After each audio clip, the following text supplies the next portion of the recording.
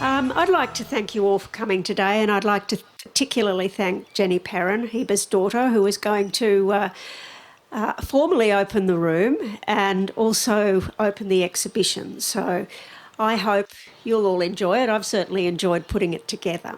So thank you all for coming, and thank you, Jenny. As a lot of you would know, our newly refurbished room, we were unable to do that because of a very generous bequest from Heber. So the new Heber Perrin Room will be very much appreciated.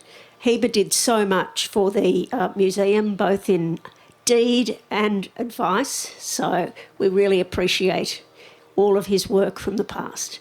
So I will hand over to Jenny now, who has a lot more to say about her dad.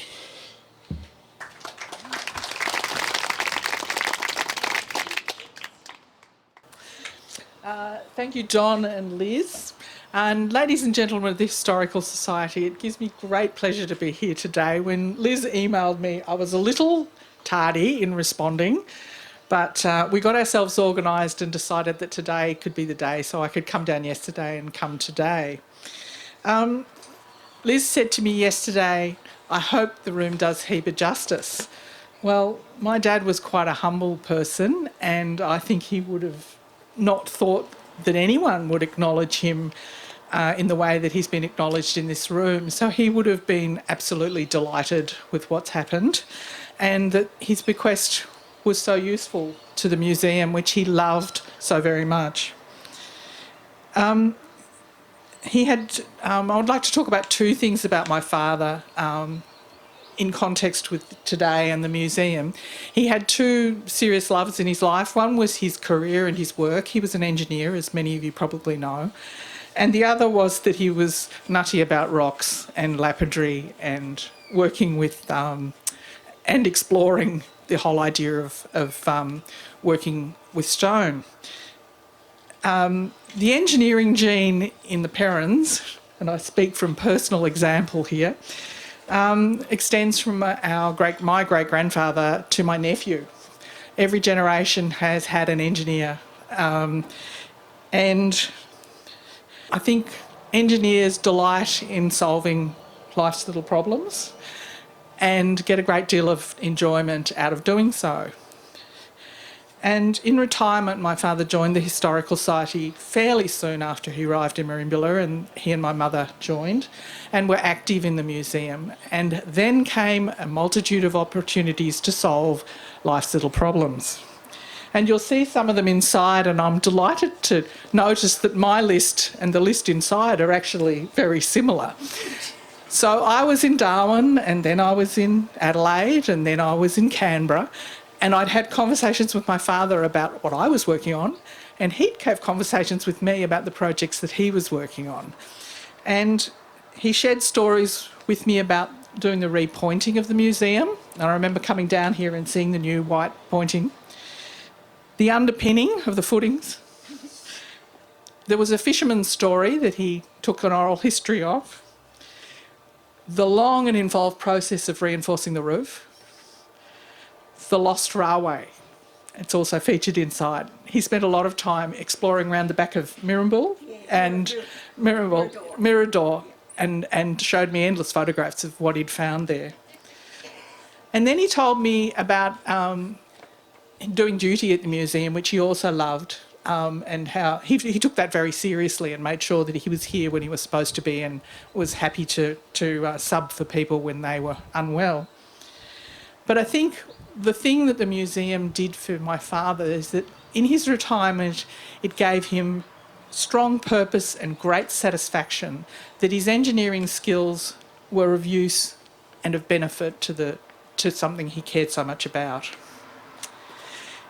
His other love, rocks, were a considerable amusement to the whole of the family.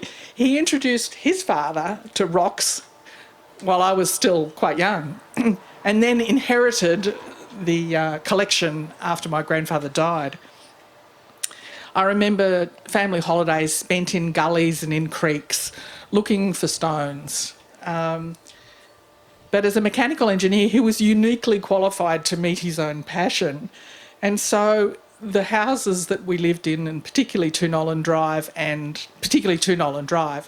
were covered in custom-built machinery that he used to follow his passion of stones. You wouldn't want to have told Dad that you had a spare washing machine engine or an old piece of machinery that he could adapt to do something with, because he would have immediately relieved you of it and turned it into something for doing something with stones.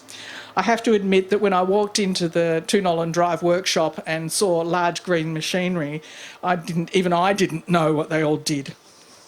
But they were for tumbling, facetting, slabbing and polishing stones. And you'll see some of what he did inside in the museum. He started off doing orders for family. He'd ring me up and say, what can I make you? And I'd say, I'd like a pair of blue earrings, please. And they're in there. And as part of his expansion of his skill upskill as he retired, he started doing silversmithing and doing his own settings. Then he started working the markets and selling both polished stones and worked items to people. And in the process, he made some lifelong friends. And they're here today, Martin and Dirta Planet.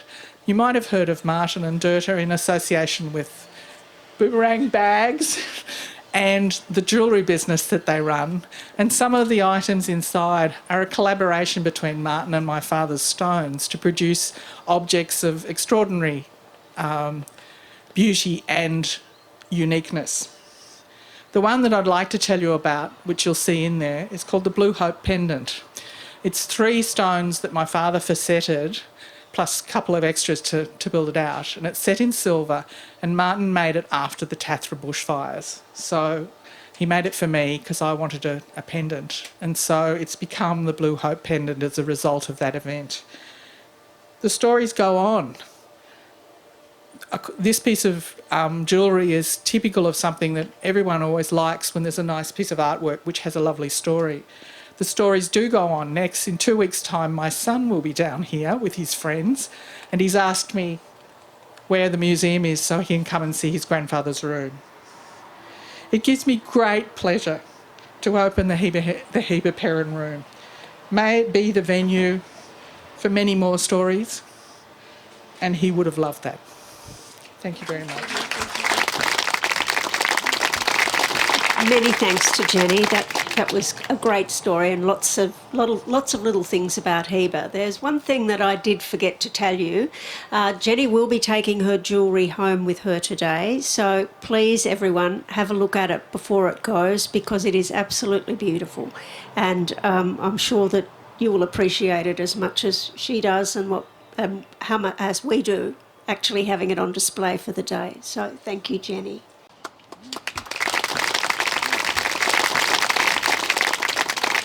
Now you're welcome now to come and have a look at the room. I'm just going to put the rest of the afternoon tea out, and we will have that. And the rest of the museum will be open, so if anybody would like to have a look around, please feel free to do so.